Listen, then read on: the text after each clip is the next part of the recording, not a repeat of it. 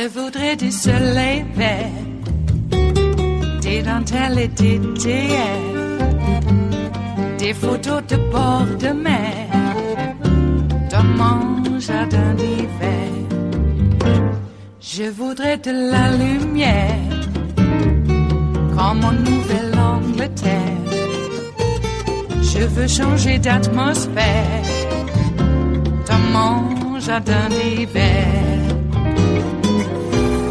Ma robe à fleurs, sous la pluie de novembre, tes mains qui courent, je n'en peux plus de t'attendre.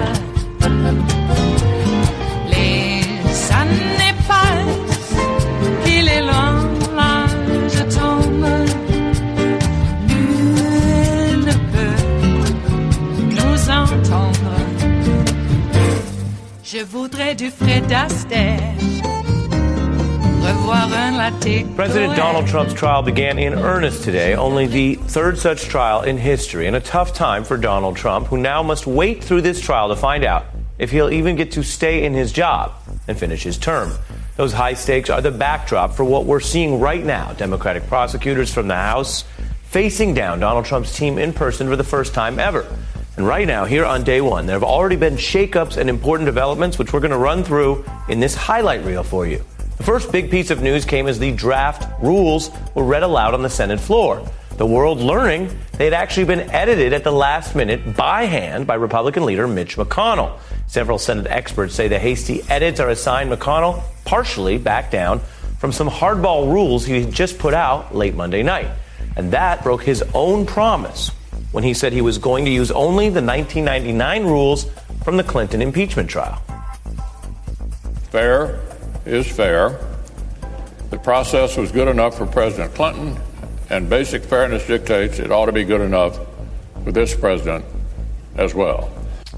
So here's what you need to know for this highlight. Mitch McConnell's new draft rules appear to back down. He had tried to warp speed the opening arguments. Now they will get about as much time as in 1999. His new edits also appear to muddy the waters on an evidentiary hurdle. The House evidence won't automatically enter the record, but it could still unless Donald Trump's team objects to it. We'll be watching that. McConnell is standing by another change he made, which could undercut votes on these individual witnesses. Now, this shift already makes it very clear how empty some of the predictions have been about this process. These leaders in Congress, remember, they don't usually just bring things out to the floor willy-nilly and kind of guess to see if they have the votes, especially not when the president's job is on the line. Now, there are reports McConnell was shifting to respond to wavering votes from moderates like Susan Collins. Some are also questioning whether he's giving that much up at all now. But other Washington veterans watching this as it all unfolded in real time say he just buckled under the pressure. You know, they had a caucus lunch, and I think they ate Mitch McConnell's lunch. I think certainly looks like it. You and I have lived in the Republican world enough to say this and know with 100% certainty it's true. McConnell got caught bluffing. Caught bluffing. Another highlight from this first day, prosecutors making the case against Trump. Now, some of these allegations are known. They're all over the internet. They're all over American conversations. But today does mark the first time these newly appointed Democratic House managers directly argued the president should be convicted and lose his job. The misconduct set out in those articles is the most serious ever charged against a president. Charges the president with soliciting a foreign power to help him cheat in the next election. The House cannot call witnesses or introduce documents and evidence. It's not a fair trial. It's not really a trial at all. Witnesses with direct knowledge or involvement should be heard. In the name of national security, he would hide graphic evidence of his dangerous misconduct. The only question is, and it is the question raised by this resolution, will you let him? And for the first time today, a president who boycotted the entire House process, he's the first president to ever do that, made contact, finally, with this debate over his fitness for office, sending down his lawyers to appeal to the Senate to acquit him. My name is Pat Cipollone. I am here as counsel to the President of the United States. Our team is proud to be here representing President Trump. It's also my privilege to represent the President of the United States before this chamber. The President has done absolutely nothing wrong. Why are we here? Are we here because of a phone call? Or are we here before this great body because since the president was sworn into office, there was a desire to see him removed? Fact check. Some of that is false. Some of it is true. The president's Ukraine plot was wrong, according to several of his own aides. According to his own intelligence agency, which famously found that the whistleblower concern was credible, and according to independent watchdog findings that the military money he froze itself was against the law. Some of what was just said is also true. There has been long-running political opposition to this president, an effort to take him to court, to challenge his legitimacy, and now to remove him from office. As for that phone call itself, well, its contents and thus its liability as a potential high crime remains under debate. Now, how do you resolve that debate without the people who were there? That's what Democratic manager Schiff keeps hammering on, redirecting the focus on the substance of these allegations and the witnesses who can speak to them, like Trump's own top advisor, John Bolton. He's willing to come and testify and tell you what he knows. The question is, do you want to hear it? Do you want to hear from someone who was in the meetings? Do you want to ask him why it was a drug deal? You should want to know. They don't want you to know. The president doesn't want you to know. Can you really live up to the oath you've taken to be impartial and not know? I don't think you can. The prosecutor asking, do you want to hear from a fact witness? Do you want to hear facts? Do you want to follow the purpose of a trial, gathering facts and the evidence to get at the truth?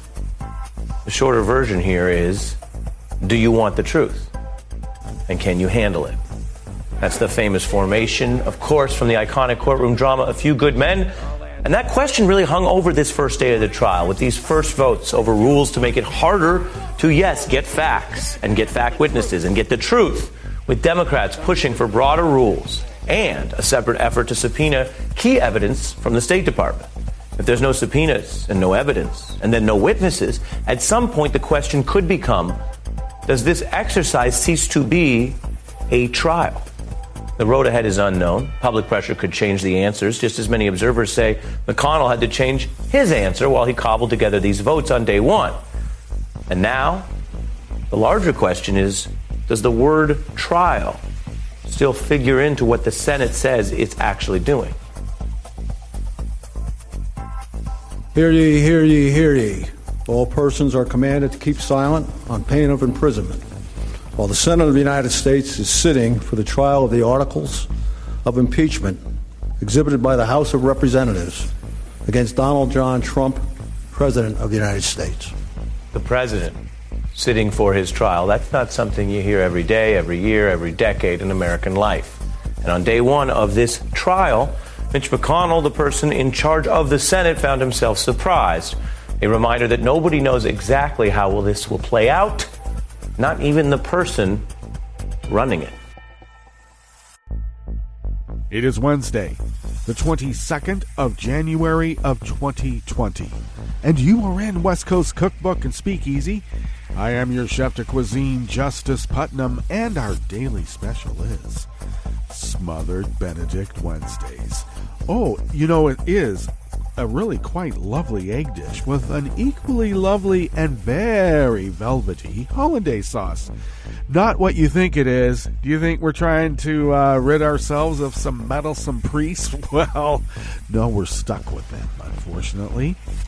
The lying liars who love to lie over there at White House council table. God, they have a really clean table. Did you notice that? Rachel pointed that out. I was noticing it much earlier, too. The House managers, they have all these documents and all these papers, and they're working like crazy. And the White House counsel lawyers' table is just really clean. Everything's stacked nicely. They don't really have much there. They have like a TV or a computer monitor of sorts, and apparently they are able to use devices. I saw Pam Bondi doing something on a phone. I thought they weren't allowed to have cell phones. Oh, well, John Roberts is there to make sure order is always in order. Oh, yeah, he gavelled down and just chided both sides for the abject incivility of the White House lawyers lying constantly. So he had to blame both sides for the incivility that was exposed. Because a balls and strikes kind of guy just will not call any foul balls on the home team. That's the way John Roberts has always been, and I guess it's the way he's going to be for this impeachment trial. I did not hear one admonition from Roberts about the White House lawyers lying again and again and again. Do they not take an oath? Didn't they have to take an oath under penalty of jail? I thought they had to take the same oath that the senators as jurors had to take. That they would present the truth. And Roberts did not chide them for lying, but chided both sides for the incivility of the White House lawyers lying. So we're blamed for that too. Well, we know the results of what this will be anyway. It's just going to get ramrodded through. It is a cover-up. Moscow Mitch, well, I call him Midnight Cover-Up Moscow Mitch, is hardening against really allowing this to go on. He had no idea that the House managers were pretty much going to present all the evidence that they have already. He was hoping that he could hide that, and the bulk of it came during prime time. Oh my God, was he angry. Trump was over in Davos, or getting to Davos, so he was a little behind, though he was. See, that's what I don't understand about Pam Bondi. I noticed her on a phone in the well of the Senate doing some sort of texting. Was Trump telling her what to do? It's weird. Just weird. Because, think of it this way, okay? 90,000 documents for lying about a blowjob. But that's because that was a Democrat getting impeached. But 0 documents for a Republican who was bribing a foreign country so he could cheat in the upcoming election. 0 documents, and that's apparently just fine.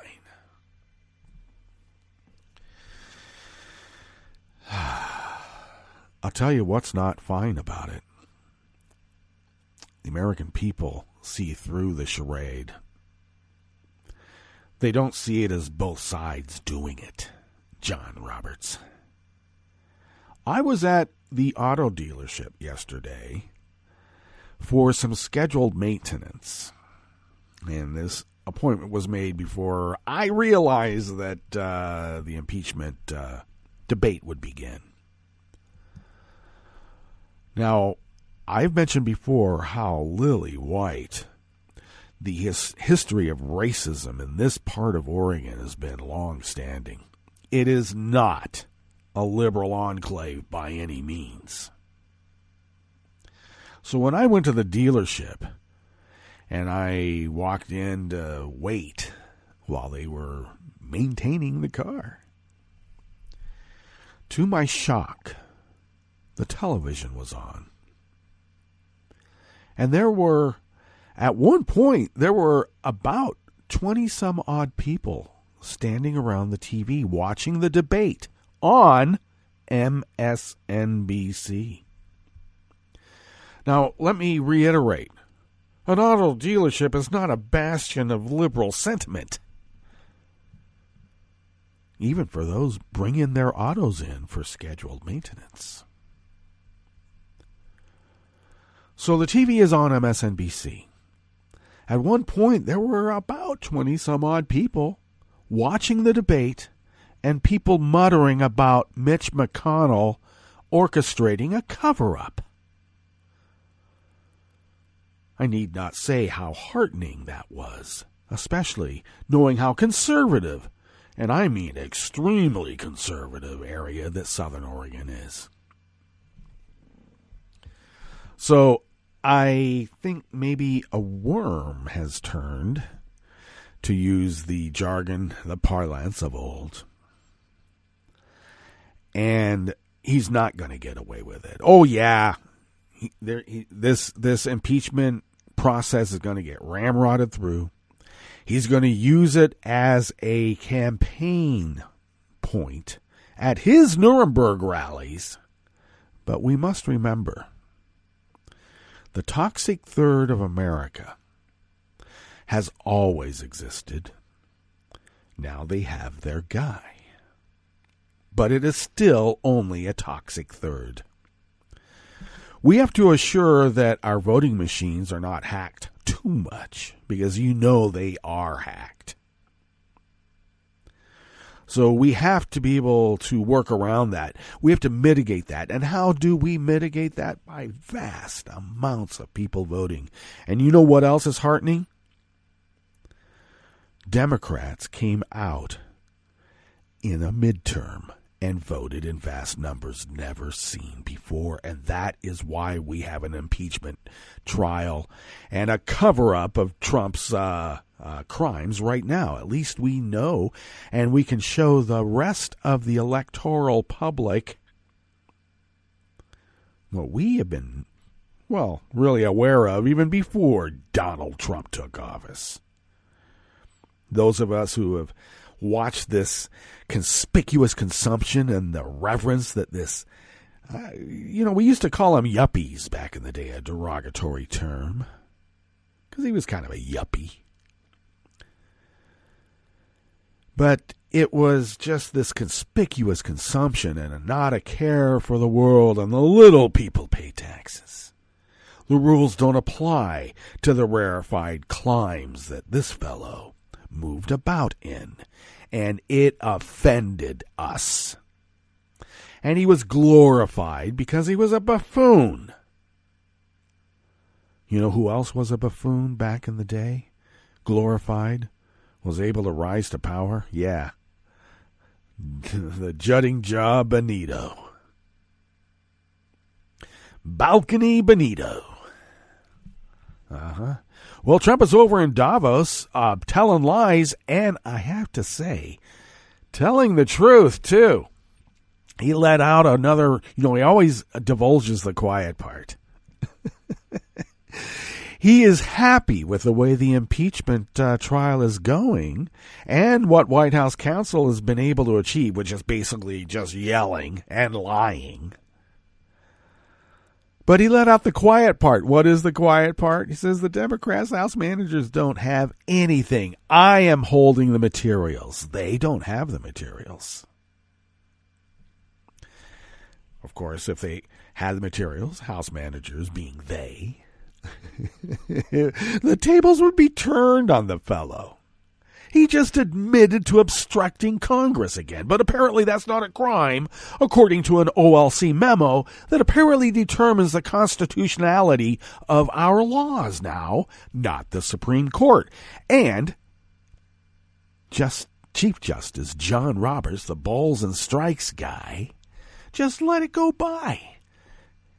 An OLC memo that they read in the well of the Senate during this trial that said the OLC determined that demand from Congress was unconstitutional. The OLC doesn't determine constitutionality. I know that's a very high bar to top, and I'm talking bar with 2 R's. But they're making it up as they go along. They were astounded. They were not prepared, they being White House counsel. They thought they were coming in for maybe 2 to 4 hours and Mitch McConnell would just have a vote to dismiss and the whole thing would be over. Some intern of the White House said, guys, don't you want a flip chart even? We got an easel. We can make a flip chart like right now. And White House counsel said, nah, don't bother. We're only going to be in there for a couple hours, and Mitch will move to dismiss, and the whole thing will be over. And the rest, then we can get to Davos and get some skiing in. Well, now they're stuck. They are stuck. And maybe Mitch blinked a couple times, maybe. But now that he's had some chance to sleep on it, I don't know. You know, those little breaks that suddenly came about that weren't really part of the process. Everybody else gets water and milk, and he's hightailing it out to get, I don't know, some high colonic with some kind of substance to keep going on. I will say our side, our octogenarians, did quite well.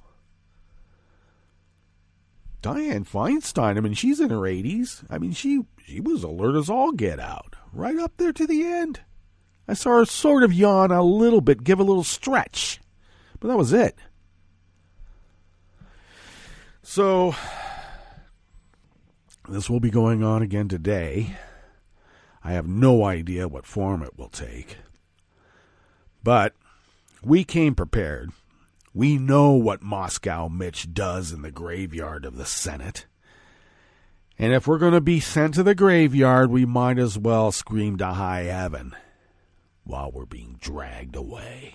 What's on the rest of the menu here in the Bistro Cafe of West Coast Cookbook and Speakeasy? After trying to ban Muslims, Jeff Sessions is attempting a comeback Senate bid on religious freedom for Christians of his choosing. They'll have all the religious freedom in the world to discriminate against everything and everybody else. Everything. In a possible further erosion of the separation of church and state, the Supreme Court will examine religious school funding in a major rights case. Yeah, parochial schools have been trying to get those sweet, sweet tax dollars since I was going to parochial school way back in the day. Way back.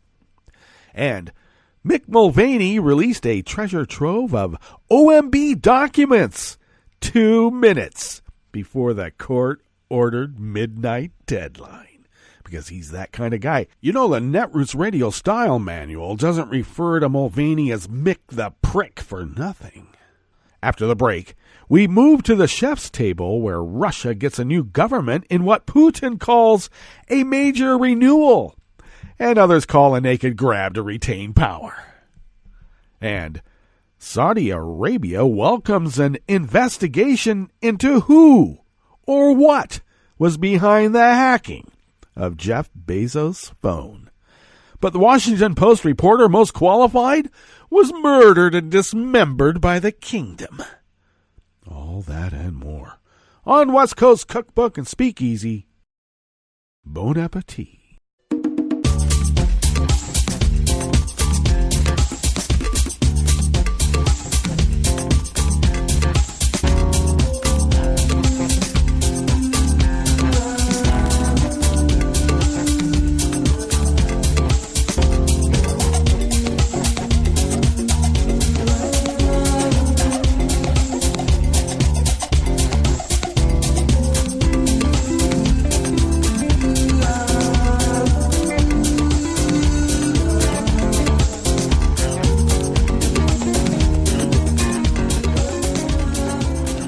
At the bottom of our homepage at netrootsradio.com, you will notice the chat room link monitored by Kelly Lincoln. Thank you, Kelly. Please go to the chat room. Kelly's there monitoring. If you would then take a gander, yes, we use that type of nomenclature here in West Coast Cookbook and Speakeasy because that's the kind of salon we are. Now, if you would take a gander to the leftish of the page, from the chat room link all the way to the leftish of the page, at the bottom of our homepage at netrootsradio.com, you will then notice our Patreon link. And all kidding aside, please do become a recurring Patreon of Netroots Radio. We need you now more than ever. And we also thank those of you who have recently become Patreons. Thank you so much. And those long-term people who have been doing it for these many years, thank you for your generosity. We are truly unable to do it without you. If you would like to follow Netroots Radio on Twitter, do so by going to @NetrootsRadio. Thank you, Tom, for taking care of that. I, of course, take care of @JusticePutnam on Twitter. Follow me there because I post the show notes and links diary on Daily Co's about 10 minutes before showtime. And then I post that on social media, which is @JusticePutnam, but also the show's Twitter account Cookbook West. And most importantly, do pick up podcasts by way of Spreaker, Stitcher, TuneIn, iHeart, YouTube, iTunes, etc., etc., etc., etc., etc. Boy, I was quite confused when I went to the front page on Daily Kos today. And I went to, I always go to the abbreviated pundit roundup for the day, and I like to recommend that, and I will share it on social media. And then below that should be David's show posted on, the announcement on the front page. So I like to recommend that and put that on the social media. But there were no social media buttons. They just took them away. And I was quite confused because I hadn't had enough coffee yet. So, wonder of wonders, I opened the diary, and you know what? The buttons for social media were right there. You have to open the diary now. You can't just share things without reading it. What is Kos thinking? What? Well, glad I figured it out. All right, let's get into this first offering here in the Bistro Cafe of West Coast Cookbook and Speakeasy, and it comes our way out of the American Independent by Josh Israel. Former Senator Jeff Sessions, of course we know him as a repug from Alabama, also the former Attorney General before Trump said, I never liked that guy. Let's see, who was pushed by Donald Trump to resign from his job as Attorney General was one of the most fervent defenders of Trump's proposed Muslim ban. But as he runs for his old Senate seat, Sessions is now claiming that it is the Democrats who are threatening religious liberty. Yes, it's us. Threatening religious liberty is not allowing discrimination because there are some religions that it's their religion to discriminate. God tells them to go out and trample people underfoot. Now, or else you're not going to sit at the left hand of God in heaven. Left hand.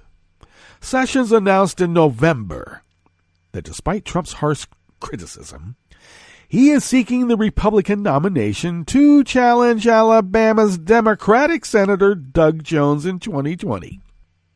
Because Doug Jones defeated the very religious mall stalker of little girls. That guy. So obviously Democrats are against religious freedom because there are religions that say that it's your religious duty to be a mall stalker of little girls. Sessions made clear that his alleged support for freedom of religion will be a major thrust of his candidacy.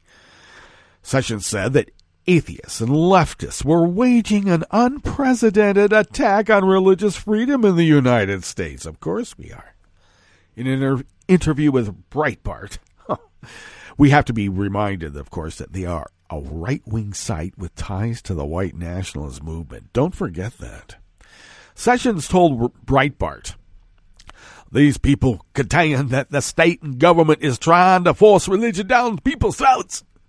But in fact, they want the state, the law enforcement powers of government, to be used to silence constitutionally protected religious speech. Boy, my pandering Southern accent is just not really pandering enough, darn it. Sessions released a campaign ad in which he claimed Democrats' plan for America includes socialism, open borders, and free health care for illegal immigrants. Oh, yeah, let's touch on all the triggers. They plan to gut our religious freedom and our freedom of speech, a narrator claims in the 30-second spot. Sessions then says, today's Democrats want to redefine America, and they mean business. They don't want me in the Senate because they know I won't back down. Oh, really? Like he didn't back down to Donald Trump? Oh, yeah. But it is Sessions who has long promoted religious discrimination against Muslim people. In 2015, he warned against accepting more refugees, complaining, since 9/11, we have permanently resettled approximately 1.5 million migrants from Muslim nations inside the U.S. Last year, he called it an unpleasant but unavoidable fact that bringing in a large unassimilated flow of migrants from the Muslim world creates the conditions possible for radicalization and extremism to take hold. Well, yeah, we saw it. 25,000 homosexuals took to the streets in a southern capital town who just wanted to have some background checks and make sure that domestic abusers don't have a gun to kill their wives and girlfriends anymore.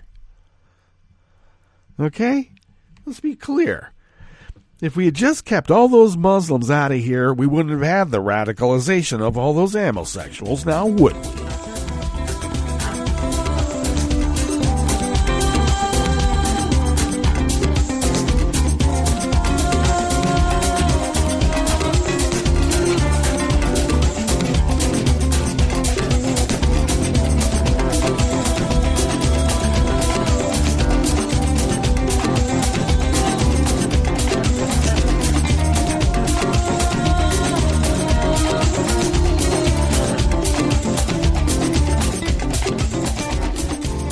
Next offering here in the Bistro Cafe of West Coast Cookbook and Speakeasy Smothered Benedict Wednesdays is Out of Reuters by Andrew Chung. U.S. Supreme Court justices are poised to tackle a major religious rights case today, Wednesday, before Roberts has to go and do a stint later on in the impeachment trial. And what he's going to be hearing today is whether states can bar public funding of religious institutions in a dispute over a Montana tax credit program that could benefit private religious schools. Could, it will.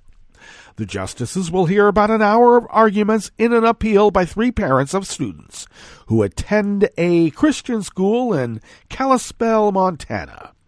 They are challenging a lower court ruling that struck down the tax credit program as a violation of the state constitution's ban on government aid to religious schools and churches. The ruling in the case, expected by the end of June. Oh, just in time for the election now, isn't it? Could narrow the separation of church and state. Of course, churches and Christian groups in the U.S. have pushed for years to expand access to public dollars for religious schools and places of worship, testing the limits of secularism in the United States.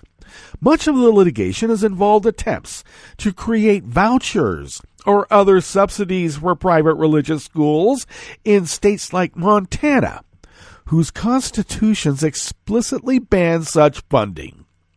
Education Secretary Betsy DeVos is a prominent supporter of such school choice plans.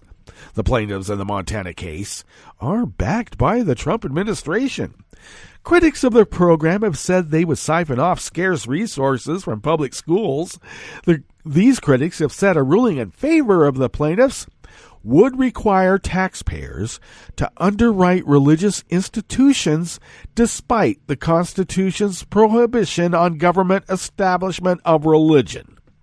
The Montana case gives the court, which has that perpetual 5-4 conservative majority until it becomes something worse, a chance to build on its major 2017 religious rights ruling in favor of a Missouri church that challenged its exclusion from state playground improvement grants generally available to other nonprofit groups. The court ruled 7-2 in that case that churches and other religious entities cannot be flatly denied public money, even in states where constitutions explicitly ban such funding. So much for states' rights. Confer equality, justice, and due process for all? Can't have it. Government-sanctioned discrimination? Oh, well, here you go. Have at it.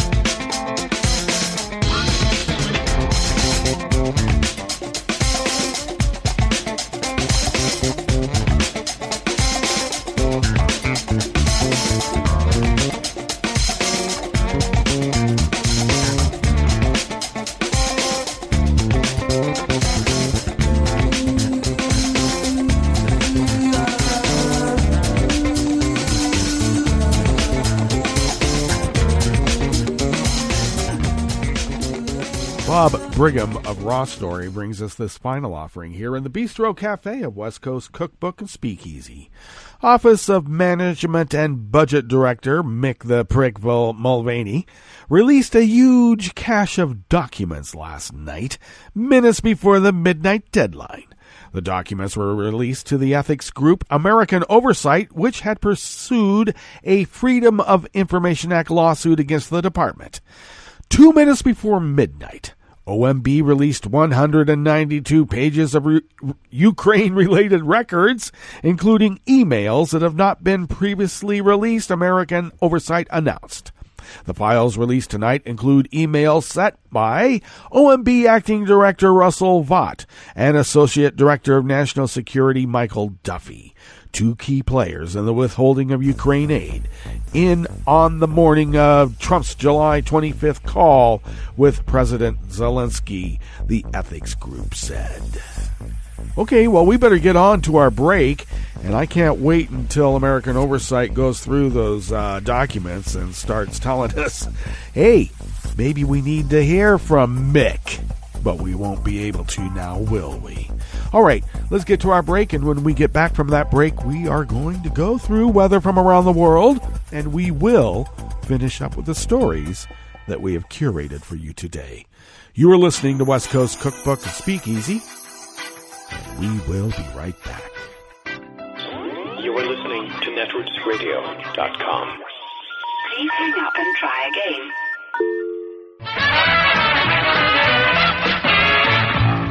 From a point at sea to the circles of your mind, a new force is at work for planetary transformation. New radio for a new Earth.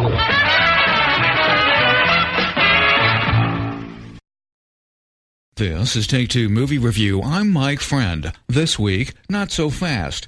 Much like the action in 1917, the kudos have come on hard and fast for this one, and it is an achievement. It's a minimalist story told in an epic way. A British enlisted man from World War I is pulled from trench duty for a mission across enemy or disputed territory to warn another division that a planned attack is a trap. As the action is being set up, we become aware of the film's visual convention, which is that the whole thing seems like a continuous shot, with the camera following our heroes out of the grimy trenches through a gruesome house of combat horrors towards their destination. Oscar-winning director Sam Mendes and top-notch cinematographer Roger Deakins combined for a detail-rich first-person ride that is suspenseful and leaves no doubt as to the nature of war. Because of the technique, we see the protagonist, George McKay's Lance Corporal Schofield, for the film's entire runtime, which makes his acting grade that for the movie, and it's good. But 1917's visual style comes at a price with respect to character development and historical context. The reason why Schofield's partner is chosen may be obvious, but it's worthy of some dialogue, which could have noted its cruelty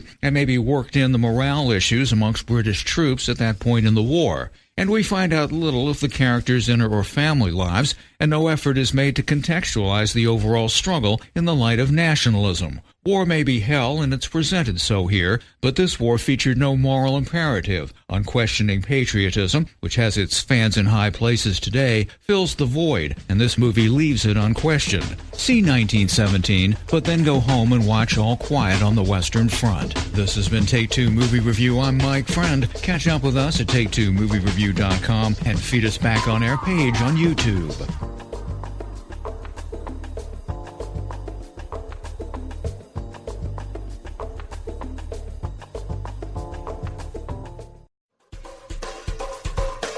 This is Scientific American's 60-Second Science. I'm Annie Sneed.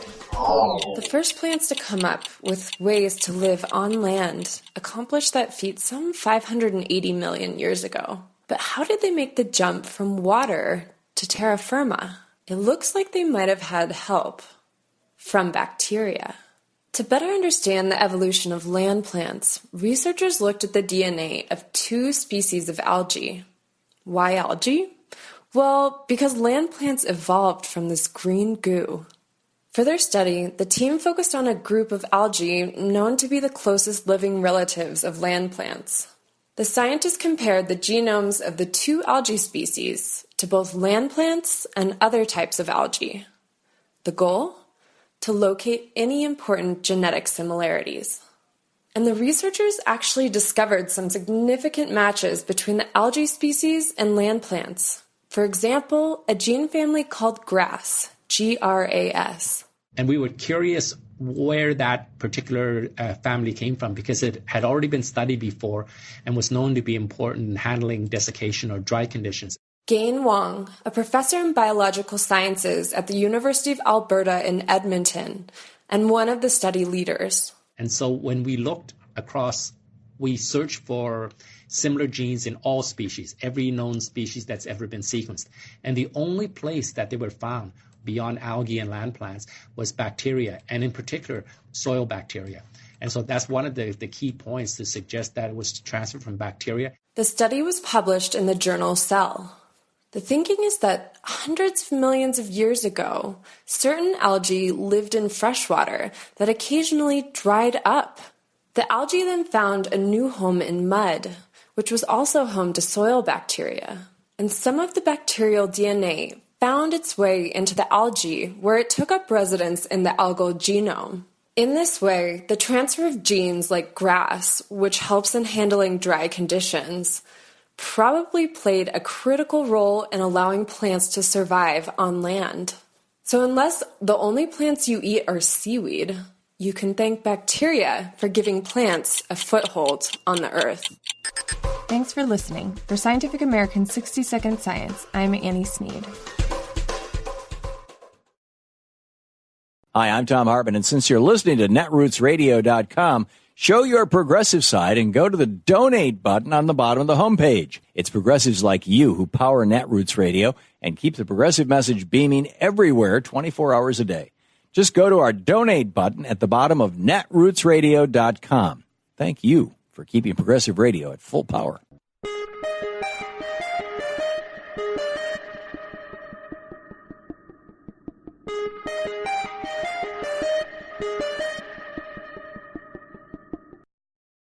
I'm Rick Smith, and this is Labor History in 2. On this day in labor history, the year was 1849. That was the birthday of U.S. labor leader Terence Powderly. Powderly was born the second youngest of 12 children to Irish immigrants in Carbondale, Pennsylvania. At the age of 14, he went to work for the Delaware and Hudson Railroad.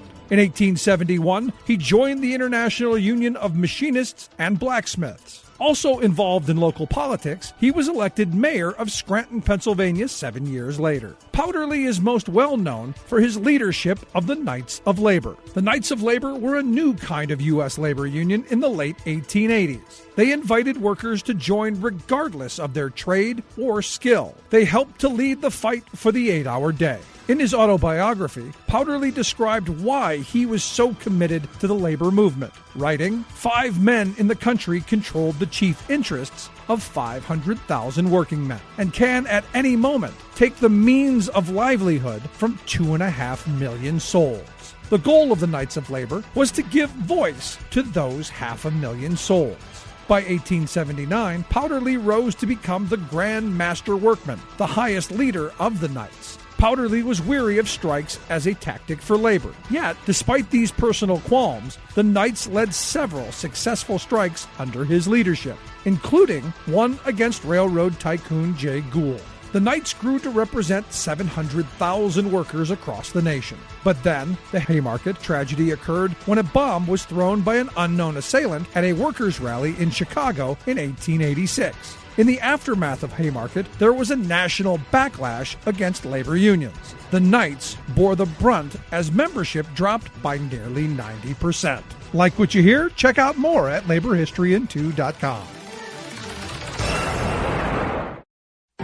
I read the news today, oh boy. It's time for Nicole Sandler's What's News from NicoleSandler.com and the Progressive Voices Network. The Senate is adjourned. The U.S. Senate wrapped up its first marathon day in the impeachment trial of Donald Trump on Tuesday, January 21st, or actually Wednesday morning, January 22nd, by adopting a resolution outlining the basic rules for the rest of the trial. The party line vote of 53 to 47 was the same tally for each of the 11 amendments offered by Senate Democrats. The amendment is tabled. The amendment is tabled. The amendment is tabled. Well, except for one. Susan Collins became the lone Republican to cast a vote with the Democrats on the 10th Amendment offered, which would have allowed each side additional time to respond to motions. The prospect of more Republicans defecting to vote with the Democrats dimmed when, just before the trial began, McConnell released a revised version of the opening rules. The changes, handwritten into the resolution, were reportedly the result of a deal with a group of about 15 Republicans who had concerns about them. The rules now give the impeachment managers and Trump's legal team 3 days each to make their 24 hours of trial arguments instead of the 2 that McConnell had originally proposed. The revised rules also agreed that the House evidence would be automatically admitted, whereas the original version would have required a vote on each piece of evidence introduced. That deal apparently kept the caucus voting in lockstep. The debate and votes on Tuesday were all about the rules, which lead impeachment manager Adam Schiff said was more important than the senators' eventual vote on whether to convict or acquit Trump, arguing that a fair trial would include witnesses and documents, which the White House has blocked from the beginning of the inquiry.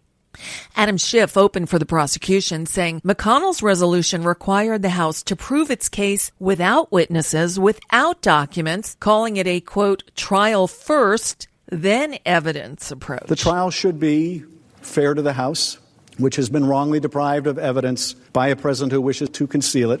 It should be fair to the president, who will not benefit from an acquittal or dismissal if the trial is not viewed as fair, if it is not viewed as impartial, and fair to you senators, who are tasked with the grave responsibility of determining whether to convict or acquit, and should do so with the benefit of all of the facts, and fair to the American people who deserve the full truth and who deserve representatives who will seek it on their behalf. The rest of the 13-hour-long day consisted of debate and votes on 11 amendments, all asking for subpoenas for witnesses, including John Bolton and Mick Mulvaney, or documents from the White House. The new resolution calls for opening statements to begin Wednesday at 1 p.m. House managers and the President's counsel will be given 24 hours over 3 days to argue the case. After that, the senators will have 16 hours to ask questions of the two panels. At that time, senators will have the opportunity to vote again on whether they want to hear from additional witnesses or see additional documents. The mood got ugly at times as Democrats laid out their case and Republicans attacked Democrats, complaining about the process and, well, mostly lying. A debate about a subpoena for John Bolton got heated between House Manager Jerry Nadler and Trump counsel Pat Cipollone and prompted Chief Justice John Roberts to issue a warning about civility. I see a lot of senators voting for a cover-up, voting to deny witnesses. An absolutely indefensible vote, obviously a treacherous vote, a vote against an honest consideration of the evidence against the president, a vote against an honest trial, a vote against the United States. A real trial, we know, has witnesses. We urge you to do your duty, permit a fair trial. All the witnesses must be permitted. That's elementary in American justice. Either you want the truth, and you must permit the witnesses, or you want a shameful cover-up. History will judge, and so will the electorate. We've been respectful of the Senate. We've made our arguments to you, and you don't deserve, and we don't deserve what just happened. Mr. Nadler came up here and made false allegations against our team. He made false allegations against all of you. He accused you of a cover-up. He's been making false allegations against the president. The only one who should be embarrassed, Mr. Nadler, is you for the way you've addressed this body. Mr. Nadler, you owe an apology to the President of the United States and his family. You owe an apology to the Senate. But most of all, you owe an apology to the American people. It is beyond belief that the president claims monarchical powers. I can do whatever I want under Article 2, says he, and then acts on that. Defies everything. Defies the law to withhold aid from Ukraine.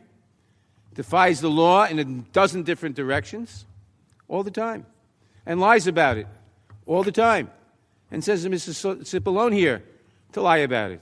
I think it is appropriate at this point for me to admonish both the House managers and the President's counsel in equal terms to remember that they are addressing the world's greatest deliberative body. I do think those addressing the Senate should remember where they are. The world's greatest deliberative body?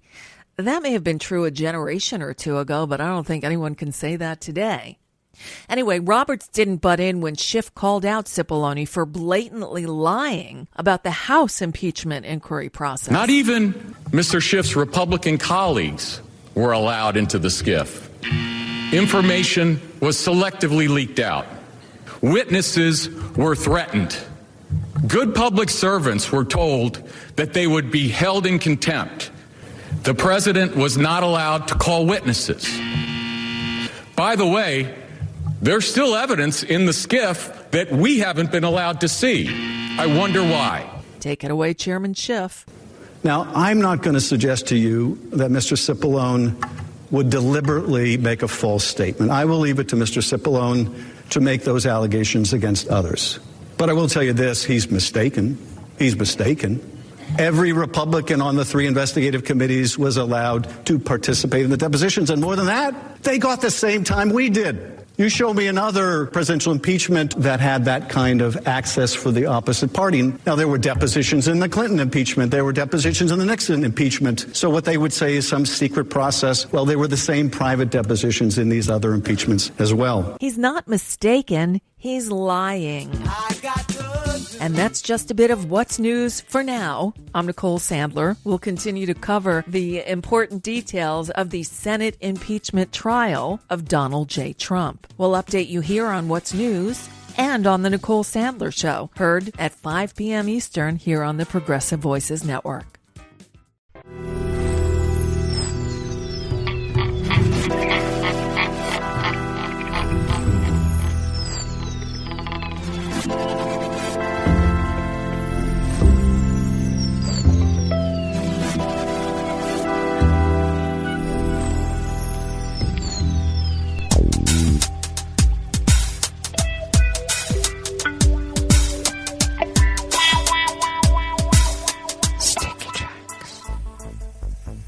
Thank you for accompanying us here to the Chef's Table at West Coast Cookbook and Speakeasy.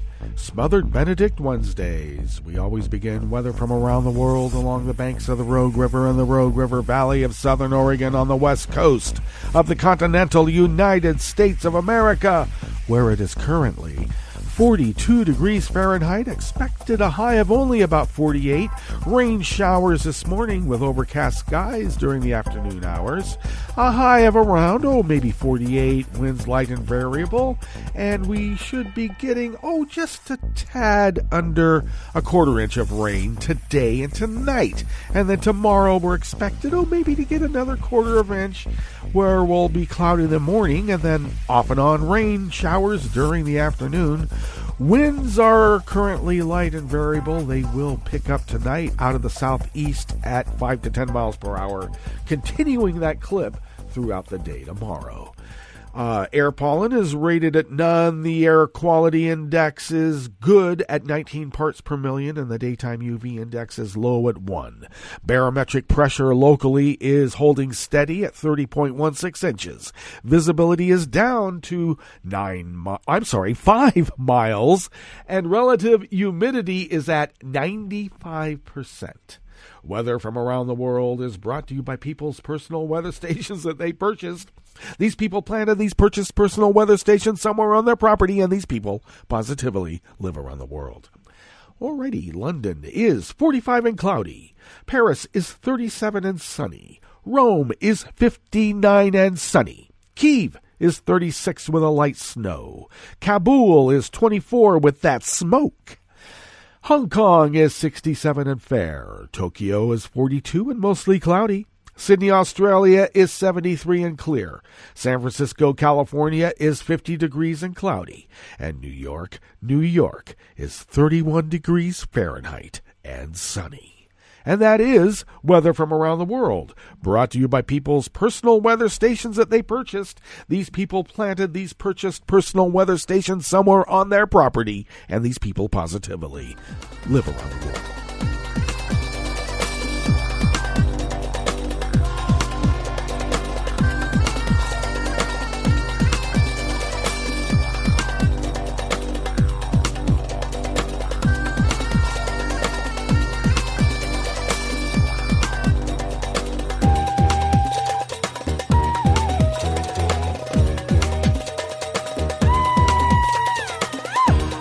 Gabrielle Terrell-Farber and Maria Kisielova of Reuters bring us this first amuse-bouche here at the Chef's Table at West Coast Cookbook and Speakeasy. Russian President Vladimir Putin approved a new government, which he described as a break with the past, bringing in some fresh faces but retaining many superior and senior ministers. The new government included a new economy minister, a new first deputy prime minister, but the finance, foreign, defense, energy, and agriculture ministers all kept their jobs. The new team was formed less than a week after Putin unveiled a sweeping shakeup of the political system, which led to the resignation of his ally, Dmitry Medvedev, as prime minister, along with the entire government. Putin went on to pick 53-year-old former tax chief Mushtin, who has almost no political profile, but apparently he is really good at getting records on every single Russian because of all the tax computer data. And he'll be able to probably hold on to power, he being Putin, because it is a shakeup from the past. The Constitution says he has to retire, and Putin says, niet.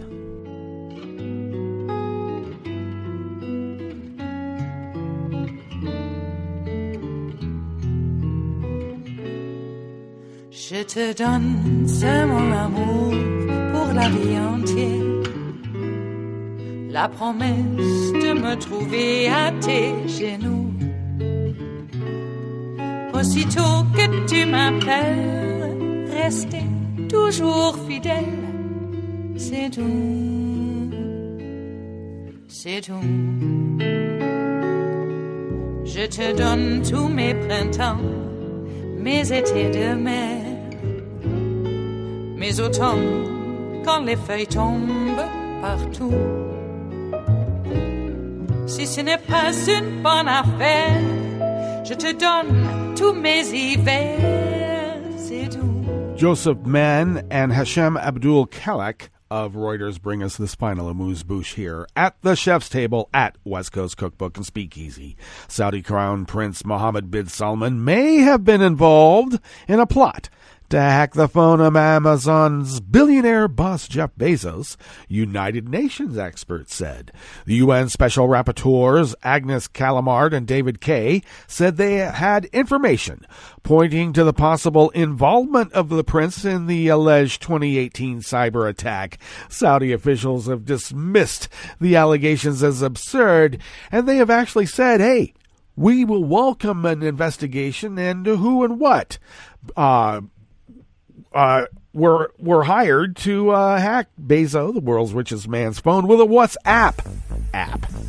And, of course, we all know that the one who would be able to investigate this, Washington Post Jamal Khashoggi, was brutally murdered and dismembered in an Arab consulate in Turkey. Well, that brings us to the end of our broadcast period for the day, but you do know Netroots Radio is going to broadcast on, and we will meet up here tomorrow for Metro Shrimp and Grits Thursdays for more impeachment flavor. So do stay tuned to Netroots Radio all day and all night for all the breaking news as it breaks. And we'll meet up here tomorrow, right here in West Coast Cookbook and Speakeasy. Bon appetit.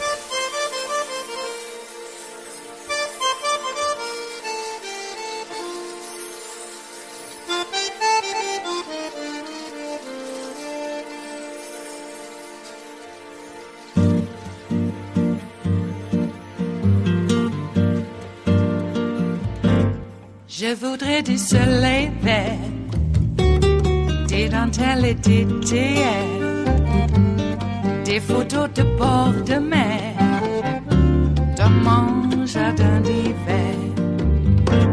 Je voudrais de la lumière, comme en Nouvelle-Angleterre. Je veux changer d'atmosphère dans mon jardin d'hiver. Ma robe à fleurs sous la pluie de novembre. Tes mains qui courent, je n'en peux plus de t'attendre. Les années passent, il est loin, là je tombe. Nul ne peut nous entendre. Je voudrais du Fred Astaire, revoir un latte Goël. Je voudrais toujours te plaire dans mon jardin d'hiver. Je veux déjeuner par terre, comme au long de golfe clair. T'embrasser les yeux ouverts dans mon jardin d'hiver. Ma robe à fleurs sous la pluie de novembre. Tes mains qui courent, je n'en peux plus de t'attendre.